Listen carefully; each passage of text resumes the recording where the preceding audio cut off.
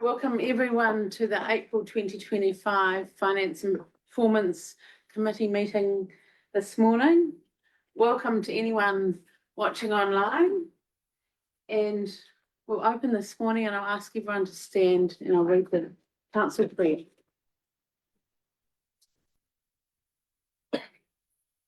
Almighty God, as members of the Rangitikei District Council, we give thanks for all the good things of our district and the advantages we enjoy. We pray that you will give us wisdom and guidance as we conduct the affairs of this meeting. We pray for all the communities in the district we represent. Help us to be fair and honest in our discussions, and help us to work together in unity for the welfare of all your people. Amen.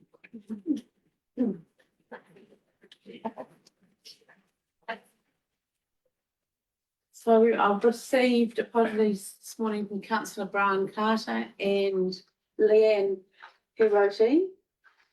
Can I call for a mover and seconder to those apologies? Thank you, Councillor Morn. Seconded Councillor Charland. All those in favour? Carried. Not being notified of any public forum. And item number 4, conflict of interest declarations. We all know the procedure here. Let us know either now or during the meeting if you've got anything to declare. Confirmation of order of business. There's no new items to be added and the order is unchanged as per our order paper. Confirmation of minutes.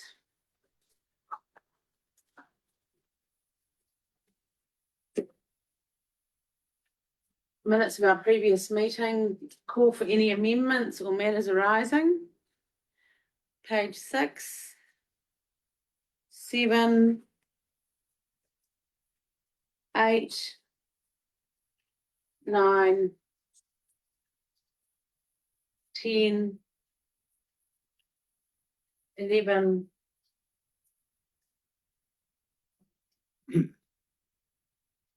'Any amendments to the?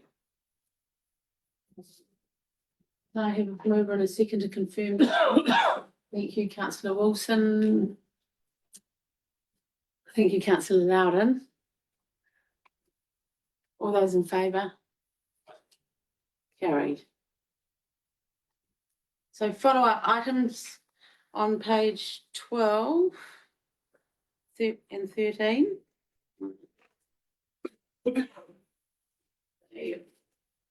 Is there anything to add to that?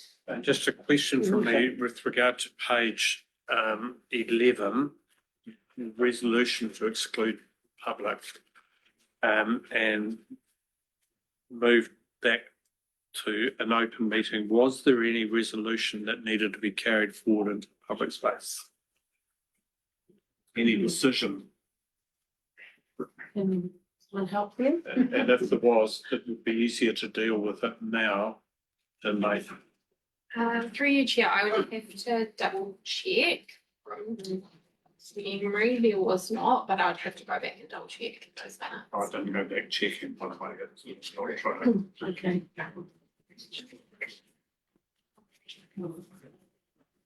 Just take a minute to check those now. No, I can confirm there were no decisions made during that public excluded part of the agenda. Would it be useful through you, Madam Chair, in terms of the Chief Executive, would it be useful to actually detail that in terms of somebody's looking back? Yes, we can do that. I'm just trying to think if there would be a scenario where it might not be for that meeting, but 2 meetings time, you might actually confirm something that was in that paper. So maybe we can, I think this one was just an information paper about bad debts. So, because it was only information. So just maybe we could just note that due to only information papers being in the public excluded, there is nothing to consider bringing into the open agenda. Just in terms of transparency and process. So somebody looking at it thinks, no, what they do. I'm relaxed. Yes. I might, and I hear exactly what you're saying, Your Worship, and I agree 100%. However, the minutes that you're referring to are yet to be confirmed and not confirmed later in this report. So there would be perhaps a little bit of a procedural thing that would enable to think through that. At this stage, they sit as unconfirmed. I absolutely agree with you, but on this instance, the chair asked if there were any alterations or matters arising. Mhm. I So think I if you took can, direction from the chair to raise. we can take that as an action to have a look at a process going forward. Does that become a follow-up action? Yes. I'll put Coming it forward later. that, please, thank you. Anything else? And through the chair for the follow-up action that you've raised, that is in progress, and you'll see that in the August meeting, because that will go to a financial year as opposed to a calendar year. Thank you. There's no further discussion there. Can I have a move and a second for the receipt of that report, please?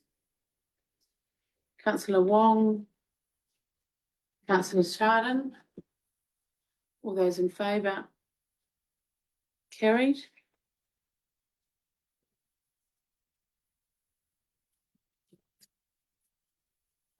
I have got nothing really to add to this meeting as far as the chairman's report today, so yeah, no updates required. Item number 8, sorry, yes, reports for information. We've got, so there's actually a list here, but reports for information is item number 9 on page 15. Welcome to the table.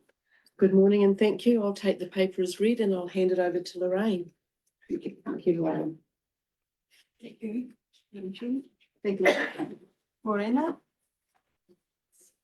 So the first report here is a financial snapshot. Since preparation of this report there, if we're looking at the debt situation, we've had a rollover of a commercial paper of $5 million for a further 3 months. Our overall debt level is unchanged. And our liquidity ratios remain within LTP. Thank you. What we also have done is you'll see that we've merged 2 reports that we previously 2 separate reports into one. Through the chair, this is part of us removing duplication across risk and assurance and finance and performance. So we've now got a very clear, this is the finance and performance report with the information that we think is relevant, but always happy to take suggestions of things we might be missing. Thank you very much. Any questions? Councillor Morn. Just on, I think you mentioned it just then, but I didn't pick up on it. Under the borrowings, under 6, that loan right at the bottom, the 5 million, is that it says 24th of the 1st, 25, and maturity date 24th of the 4th, 25. That's the one you rolled over. It's rolled over 3 months. Why was it rolled over? It's continuing borrowing, and it's one we're receiving advice on from a Treasury advisor, Miles. Oh, yeah. Derivatives and stuff. So through the chair, just to add to that, we're trying to finalise some work with Westpac so that we can go into hedging, etc. And this has actually worked in our favour. It's actually kept the interest rate slightly lower than we expected, which is good. It's always a good thing. And we're meeting with our advisor later this morning once finance and performance is complete. Further down in the report. Thank you. Councillor Loudon, sorry. Through you, Chair, 6.2, Council's current review of its capital projects along with unbudgeted repairs to the swimming pool and absence of progress in the Martin Road Hub would have an impact not disclosed in the current long-term plan. Does that mean it should have been disclosed in the annual plan? Through the chair, we weren't aware of it at the time of setting the long-term plan. If you think about the long-term plan that was adopted back in June 24, and to be fair, the budgets would have been set and confirmed probably back in the March, April, May of 24. So there was no way for us to be able to do that. At that stage, we thought we would be progressing with the Martin Rail Hub. We didn't have the understanding of the pool. So this is the typicalness, I guess, of our world we live in local government, is that we can't foresee what we don't know. So we can only report through the variance of the updates. Question, just for example, the Martin Rail Hub, and also the capital projects being way behind delivery. Those things were known prior to the annual plan being formulated, and I would suggest that they should have been notified to the public. Chair, the hub, my understanding is happened this year while I've been here, that it's not progressed. That's the annual plan we're working on is for the next financial year. We're currently in year one of the long-term plan, and that was adopted in June 24. And at that stage, I don't think we had that awareness, but I'm happy to be corrected. That's right. So we only got notified at the end of last year. So we were already in the annual plan period. The current annual plan will reflect what we know now, which takes effect from 1 July this year. That's what we're consulting on at the moment. Just to look at the wording there through you, Chair, not disclosed is perhaps a little misleading. It should be unknown at the time, but not disclosed does indicate that you didn't disclose it because you knew it. So perhaps it's a wording thing that maybe, but unless if that's a technical term that's required to be used, then No, it is not. That's just our language, trying to explain that, it was the unknown. We'll tweak that wording. it would indicate that it was known. Yeah. Correct. Disclosed. I think that's advisable, yeah. And the other thing that we've consistently been saying in the last couple of months, and we'll talk on it when we get to the capital spend progress, is that we will be discussing what we can take across to the annual plan versus what's carried forward, depending on where we're at with activities, so we can have that conversation too. Worship. There are three issues from me. One is exactly what we've been talking around, and Leanne has just referred to this. This is the carryover stuff because it will affect our budgets by way of depreciation funding. So we would be expecting May or June council of any further carryovers. Through the chair, there'll be two parts to this. We won't know all of the carry forwards until after June because that's the end of. What we will do as part of the presentation for the annual plan we're currently consulting on is we'll continue to work mainly in Arno's space is the biggest part of our capital spend of what will go into the annual plan versus what will possibly be carried forward. And we'll be signalling that both in this report at the bottom of that capital spend page, but also as part of the capital plan project, because what we need to do, what is really easy to do is that we go and load the next year with the work, but the trouble is we can't do the work we haven't finished this year and all of next year. So we actually need to spend time with the relevant managers and actually plan out the capital spend for the next few years. If you think about this year, we carried forward 16 odd million. We can't get it all done. Some of it's outside of our control, as in the rail hub, but some of it is also availability. Yeah, absolutely. But in terms of timing of that, it would need to be May, because in June you're going to be wanting to take to council an adoption. Correct. However, the carry forwards and the depreciation relating to that are very hard to gauge that early in the piece because it's actually the end of the financial year and we do all the jiggery pokery we have to do behind the scenes, finalising the capital spend and going through the audit process. And until we're audited, nothing is solid. So the reason we want to put the big pieces into the annual plan is so we can assess that depreciation, and Warren behind me has been working on that. I will add that in the first draft of the annual plan, our depreciation was really tight and we felt there was not sufficient in there. So knowing how we're redoing this should clear that up a bit better for us. There will also be an impact on interest income, or interest expense, sorry. You want to deal with Simon's one first, or do you want to follow through? Keep going. A secondary one to that, we've just resurfaced the hall thematic, and that should come out of the effectively come out of the depreciation budget. That was actually Or has it been just listed as an operational expense? came out of maintenance. That would be maintenance, because all we've done is maintained our asset to the level it's expected to operate at, so it should not be capital. Well, that might be your answer. Sorry. So that's question one. Question two. I just note in terms of our $49 million external debt, which is of course not net debt, but the 49 million of that, if my maths is right, around 40 million of that is associated with the local water done well or Three Waters that could be transferred. It's around about the maths, isn't it? No, I think I worked on 46 or something that would transfer. The other one that I just want to raise this meeting to councillors is whether we should potentially look very slightly at how these reports are done in terms of staffing. So if you go to an individual budget line,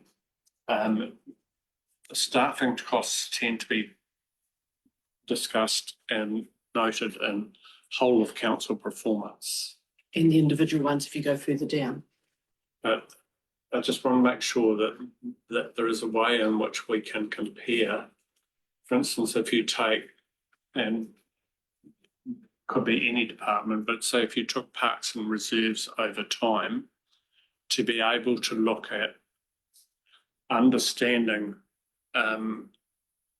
you may have expenses, for instance, in terms of staffing that increase over time or decrease in the total budget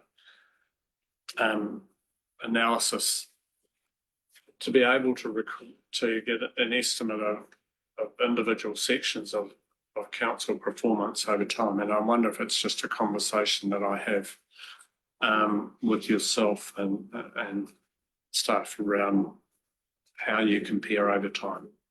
So through the chair, there's a couple of pieces, and amongst that, we've had the new year where we've brought an MDC, so that makes it really hard to compare apples with apples.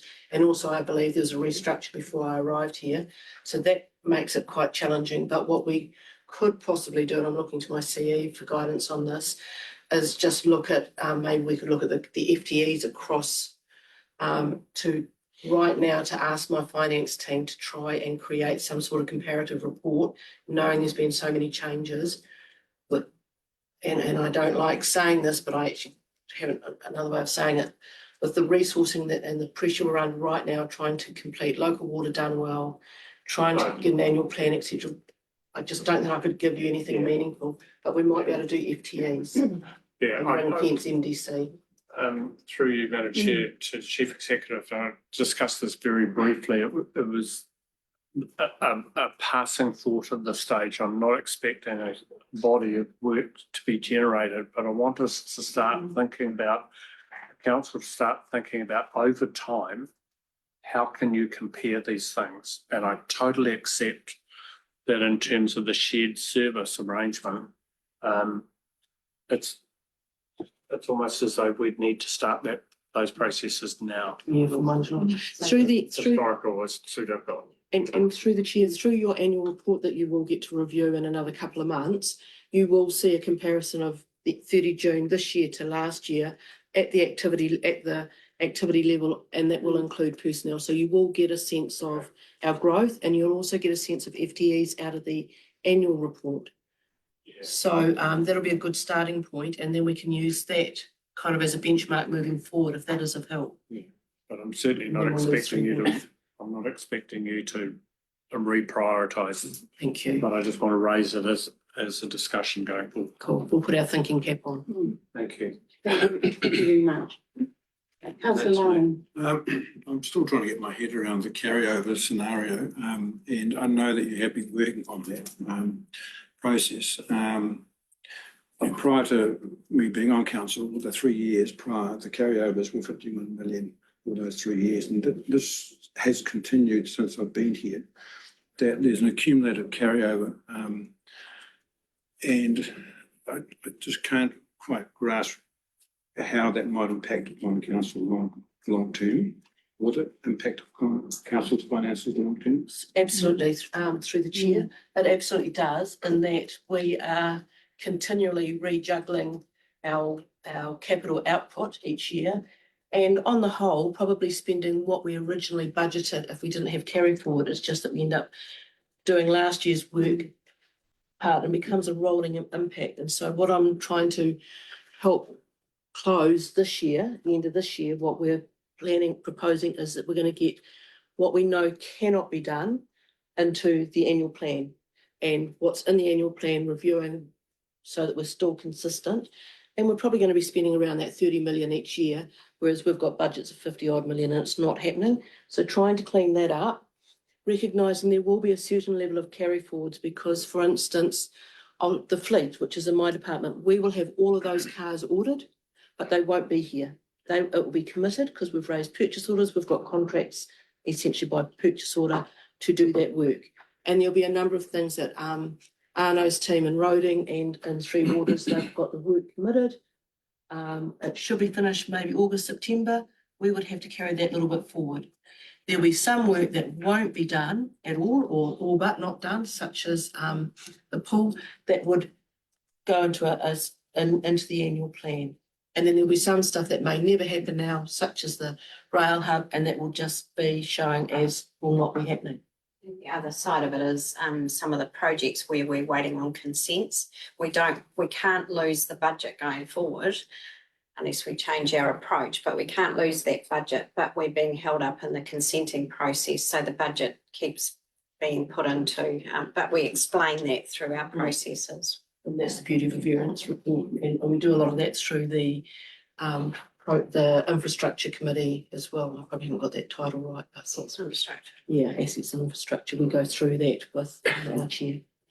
Does that affect our financial credibility? Just the long term, because we are running deficits as well at the same time. Through the chair, I don't believe it impacts on our financial credibility as such. It impacts on our things like our borrowings and our cost of interest, but it kind of balances out and we borrow less. So it's not like we don't borrow in advance of doing the work and have money just sitting there waiting. The reason we have internal borrowings is because we use external debt to manage cash flow. So there's not a significant impact that way. We're continually reviewing our depreciation, and that is used as a collective of managing our cash flow and paying for renewals. Where it potentially impacts on us is our reputation when we say we're going to do this work and we haven't done this work. So that's more the impact as opposed to the financial credibility. Thank you. Your worship. Through you, Madam Chair, it's a good question to raise, but in terms of, first of all, need to realise that this is commonplace right across the sector. There will be very, very few councils that fully satisfy their CapEx spending. In terms of implication, first of all, because you rate for work done the year after that it has been done, that there is a rating position. There is also an expectation to the community that you're going to provide those services. And there's also the depreciation aspect around the funding for replacement or returning it to its status quo. Long term, not talking about minor maintenance. So those are the drivers around it. And there are financial drivers and levers within that, obviously. But it is very, very commonplace across all of the sector. That's part of why we want to put more into the annual plan as opposed to carry forward, because it gives us a chance to reset, get our depreciation right, get our debt position right, and get our borrowing costs correct for 25, 26 as a starting point. Just with our rating position, if you are setting the rates a year in advance of what you've spent, if we do for some reason catch up on our CapEx program, does that imply that the rating position is going to get worse? It implies if we do everything we say we're going to do in our annual plan, that means the following year's annual plan will reflect the depreciation and cost of interest, etc., that we need to borrow and use to get ahead, but we've got enough time to correct that because we're watching that as we go. We won't adopt our annual plan for 25, 26 until I think it's about the 26th of June. Around then, it's late June. So that gives us time to get the best pictures we can get from our managers in these areas to know what they will be doing next year or by the end of this year and what they won't be doing. The risk with carry forward, it's a funny anomaly in that when we're trying to do our balance sheet, which drives all of our behavioural rating and debt, it's kind of this little grey up here that doesn't sit anywhere, and it makes it really hard to get a good starting position for the new financial year. So by actually doing the process that we're trying to set up now and getting a better feel for our spend and creating a realistic spend moving forward, we're hoping to have less big variances in our reporting. It's the ultimate goal. Does that make sense? Yeah, no, I think the reset concept that you've discussed previously is hugely important. To me, it was seeming like it was drifting. There wasn't any sort of point where well, we can do this and we can't do that. So it's getting a realistic view of where you sit in our CapEx spend to help with our long-term plan progress. And there's some work through the chair, and again, I can refer to my own area. I know, for instance, in IS, we have not got anywhere near the work we wanted done this year because we've had a new me and a new IS manager, and that has caused delays. Those sort of things you can't foresee when you're setting your annual plan. Very rarely that you can see it. Thank you. I'd just like to acknowledge you and your team and all this work around depreciation and carry forwards and trying to get realistic targets for what we can complete is, it's much appreciated. Yeah. Thank you. Just on that subject, Chair, thank you. And just for Councillor Loudon, as worship the Mayor requested through the assets and infrastructure that we did take a bit of a review of our capital works program for exactly the purposes that Leanne has indicated with resetting those budgets. So it was to actually go through and actually have a look at the capital works project with a more realistic view of what might be done, which could form part of the work that you've indicated for our annual plan reporting. That's correct. Thank you. I'd like to move that the financial snapshot March 2025 be received. Second, please, Councillor Wong. It's all those in favour. Carried.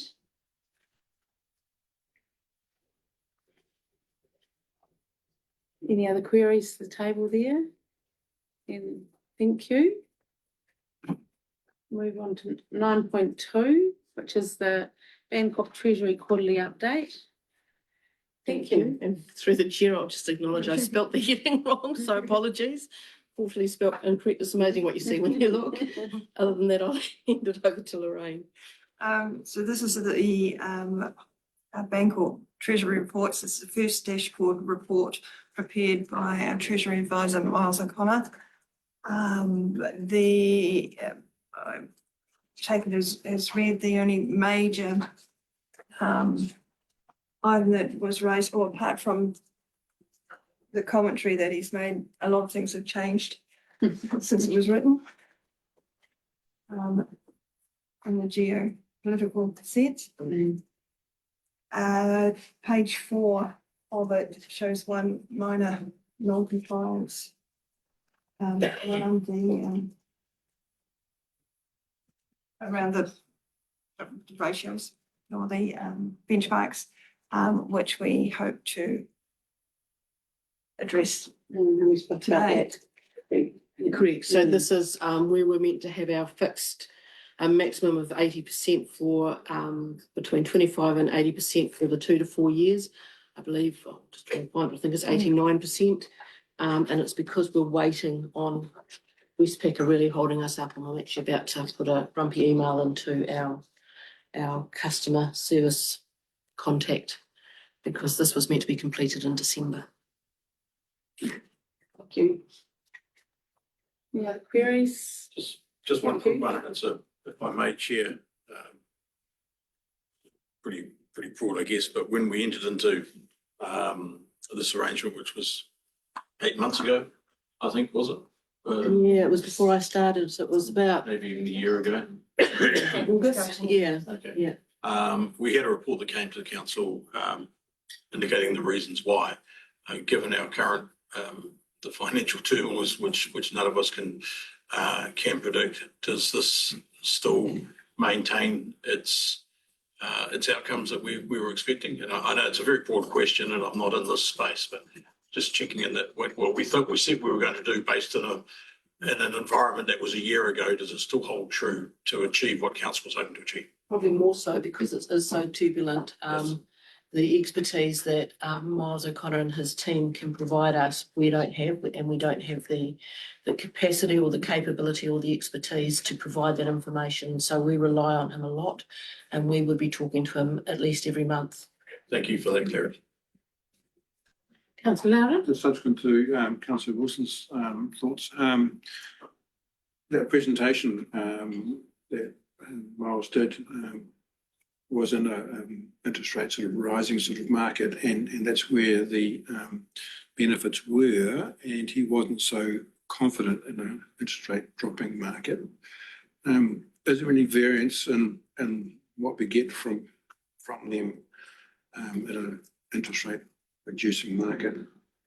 So the beauty of what Miles and his team can do is they can actually do the analysis that tell us the best way to fix our costs, our tranches.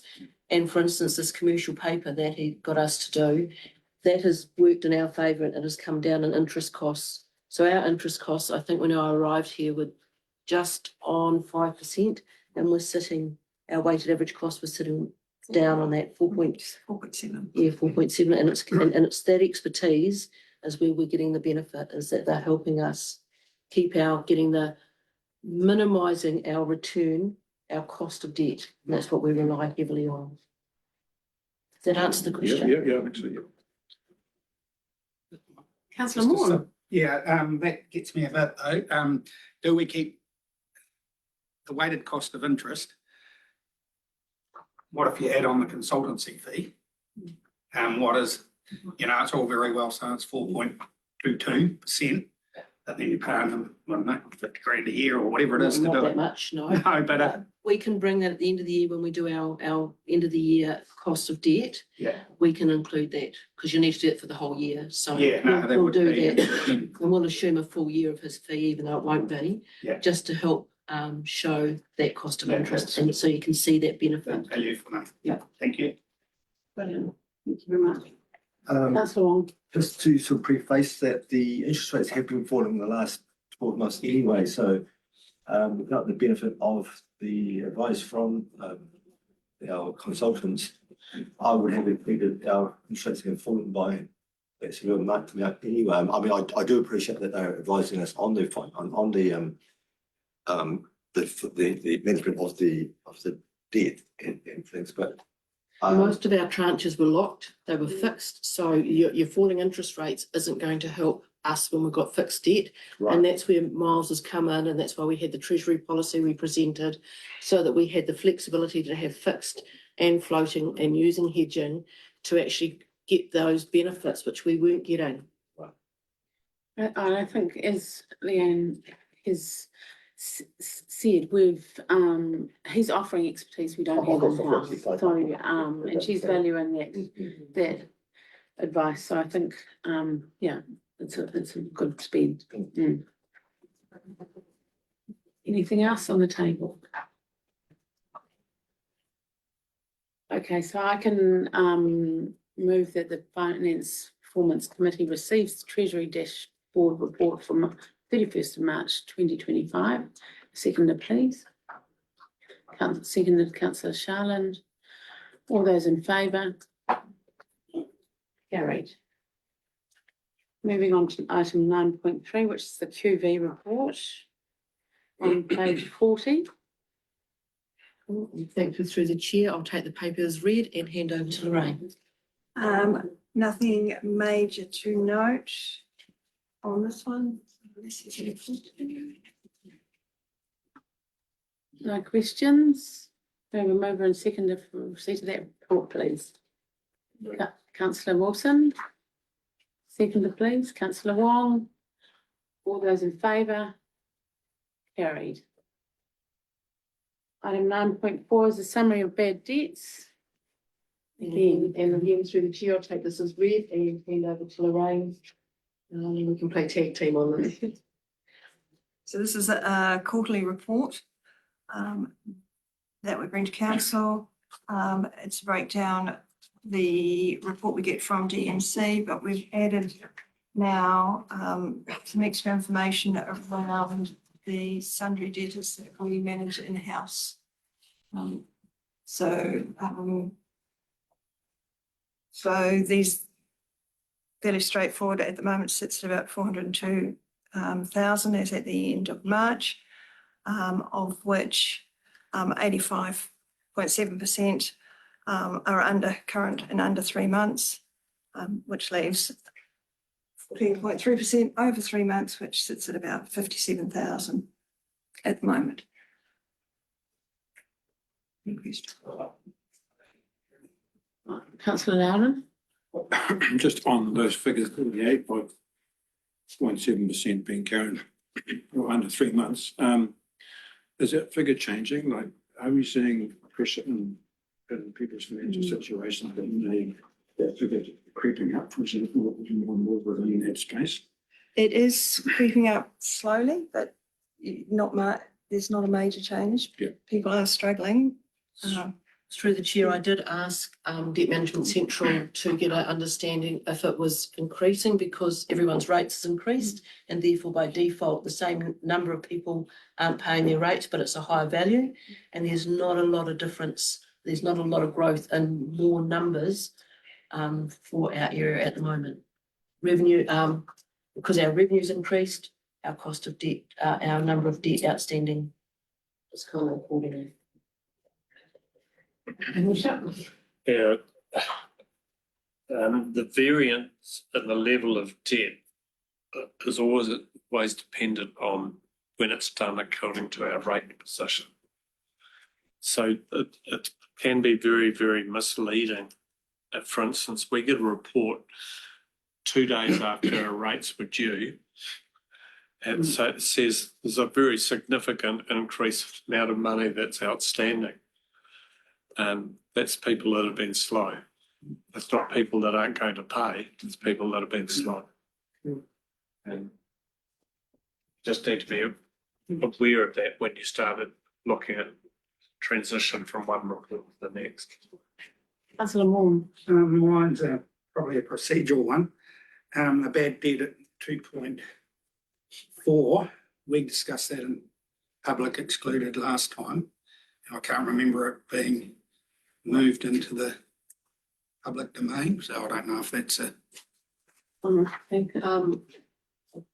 Through the chair, this is, and anyone can go on site while we haven't named the company that went into liquidation. You can go onto the website and see that and the different levels of debt outstanding. Okay, so I guess. I've intentionally not named the company, but that being said, it is not actually hidden information. Thank you. Can we have mover and second for receipt of that report, please? Thank you, Councillor Wong, seconded Councillor Sharland. All those in Before you do that, can I just? Yeah. Also, any question around a group that we met that we're wanting not to potentially proceed and the need to make a council decision on? Is that finance or council? It's council. Oh, in Hunterville Yes. Council. So it will be It's in dealt with. council. Yeah. And we don't need to do anything here. Okay, that's fine. So we've got a few Mover and a seconder there. So all those in favour? Carried.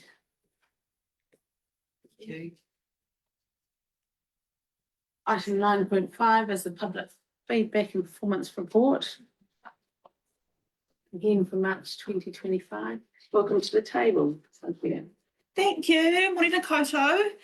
First of all, I'll take the report as read. Apologies this morning from Joe Manuel, our manager, Mana Whenua and Community Hubs. I'll do my best to answer any questions pertaining to her area, but apologies if I'm not able to. Big things in March from comms. Obviously a situation with one of our rubbish service providers, Rangitikei Wheelie Bins. On the whole, started feeling negatively, and I'm really pleased to say that I think for the most part, the public has got to the point of understanding the situation that council was in, and that they need to find a new service provider with an alternative rubbish company. Also noted in there is just a bit of a wrap up from the work that we did around local water done well. On the whole, really pleased with the engagement that we had. As noted in there, we did have sort of disproportionately high engagement, probably due to the fact that we're one of the first councils to go out for consultation on local water done well. But on the whole, pertaining to the percentage of residents, I think quite a good response. But obviously that will be wrapped up later on in May. Other highlights from us, aside from the fact that we're really pleased to share that Rangitikei District Council Facebook page remains as the second top in the country for follower growth. That's due to the work of Ben Carwell, our communications coordinator. So just want to give a nod to him on his fantastic work that he continues to do in that space. And yeah, I'm happy to answer any questions. Fantastic, that's great to hear. You've been impact. Councillor Wong. I'd like to agree with that comment. The impact, especially on Facebook, has eased my workload considerably because when I first joined council, it was a very much lack of communication in that area, and he's maybe almost redundant. But there's still obviously room for improvement in communication because when it's never going to be perfect, but it's great improvement, and thank you to you and your team. We still like you being here. Well, I'm not doing much. Honest. Pretty long. Councillor Loudon. I was just interested to see that Martin's Wallace Park is taking shape in the outside the library in Martin. I was involved early on in thoughts around this, and then all of a sudden it disappeared, and now it's appeared again. Get me have an update on where that's going, or maybe Yeah, what's happening. I can provide some commentary on that. Originally, we were looking at that site through the Better Off funding, but as a result of the decision to rebuild on this site, we decided it wasn't prudent to spend quite a substantial sum of money down in that spot. So what's happened now is that the Community Hubs team is taking it as a much I guess slower community-led type process to developing that space, looking for I guess community support to implement improvements in that area, but at a much different scale than what that original project was through the Better Off Fund. The next step, I believe, is looking at some sort of paving or seating in that area, but working with the community for funding options. Or repurposing other equipment. Very good. Good spot. Okay, if there's no more questions, can I move it and second for receipt of that report, please? Thank you, Councillor Wilson, seconded Councillor Loudon. All those in favour? Carried. So now we move to item number 10, which is a resolution to exclude the public. Recommendation is that the public be excluded from the following parts of this meeting. The general subject matter of each matter to be considered while the public is excluded is related to matters that were in discussion at the 27th of March meeting.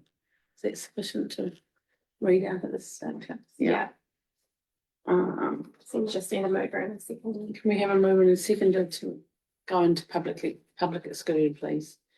Councillor Morn, seconded Councillor Sharland. All those in favour, carry.